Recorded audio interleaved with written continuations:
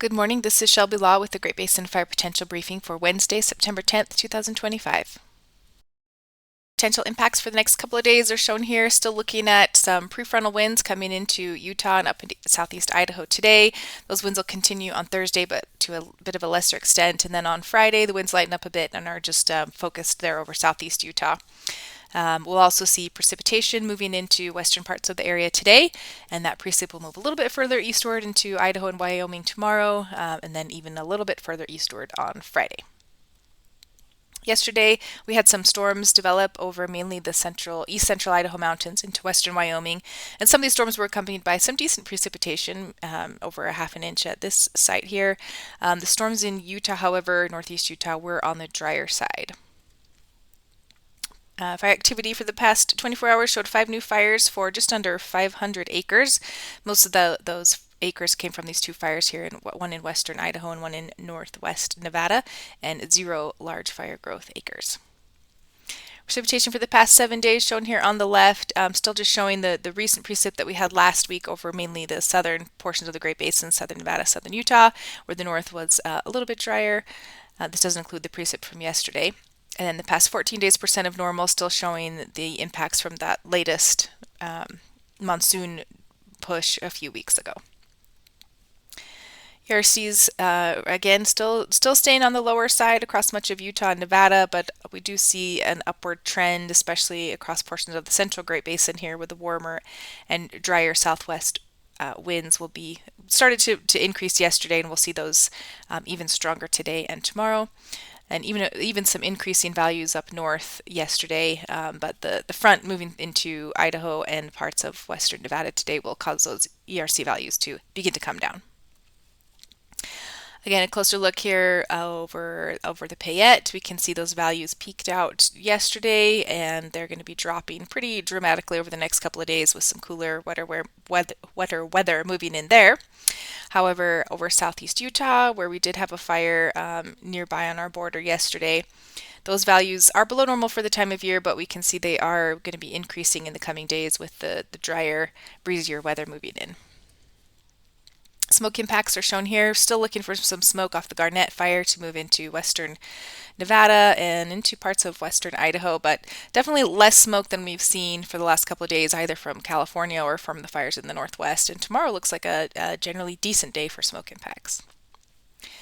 The satellite imagery for this morning shows that low pressure system in place over northern California today. It's continuing to move a little bit further eastward over the Great Basin, and we'll see that front moving into Nevada, western Nevada, and into portions of Idaho today, bringing some cooler, wetter weather there.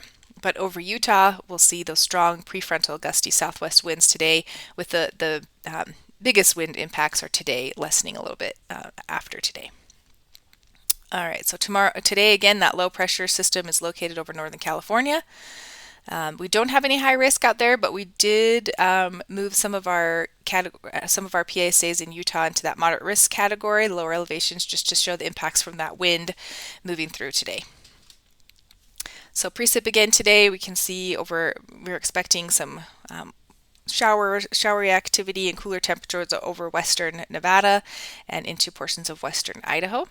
Cooler temperatures have moved in there with highs near 70 across much of those areas in Nevada. Still a little bit warmer in Idaho today, and definitely on the warmer side in the upper 80s in Utah.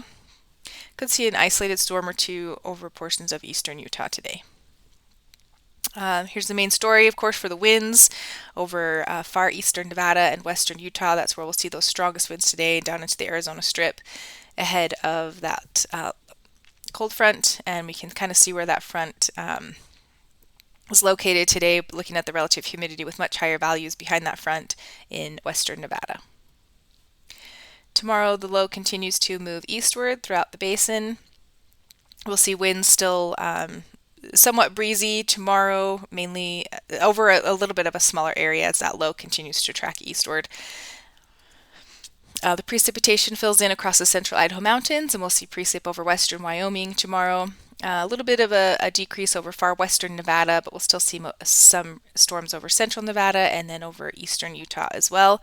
And then again, continuing to see some of those gusty winds, especially over central and eastern Utah. The RHs do come up a bit over eastern Utah, so mainly focusing over southwest Utah and the Arizona Strip for those dry, breezy winds.